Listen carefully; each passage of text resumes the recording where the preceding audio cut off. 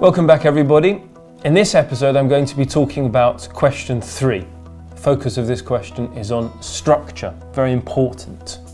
The examiner doesn't want anything on language in the answer of this question, just on structure. Let's have a look at the question. So it reads, how has the writer structured the text to interest you as a reader? You could write about, and then we've got 3 bullet points. Again, the word could is being used, very important. You don't have to write about all 3 things, just one if you want. Let's talk about how to answer this question effectively. So, 3 things the examiner is looking for. Subject terminology, examples, and how well you can comment on the effects of structure. Let's go through them because they're ever so slightly different to the mark scheme on question 2. So, subject terminology. This time, the examiner is looking for words and phrases like the writer focuses on, the writer hones in on. Even stuff like at the beginning of the extract, at the end of the extract, because it shows that you understand the focus of this question is on structure. Second one was examples.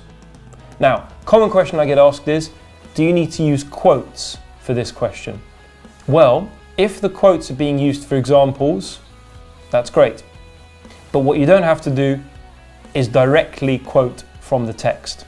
Lastly, commenting on the effects of structure. Again, what that means is writing about why or how the writer has used, this time, structure in the extract. So again, contextualized comments is what they're looking for. We don't want generic comments like the writer has used structure to keep the reader reading on, to interest the reader. No. What we want is comments that explain why or how structure is being used in the extract as a whole to keep the reader interested. Now, again, where the marks are going to be coming from is the last one out of the mark scheme, commenting on the effects of structure. Candidates who do the best for this question write really, really good things about the effects of structure on the reader. So that's where your focus needs to be.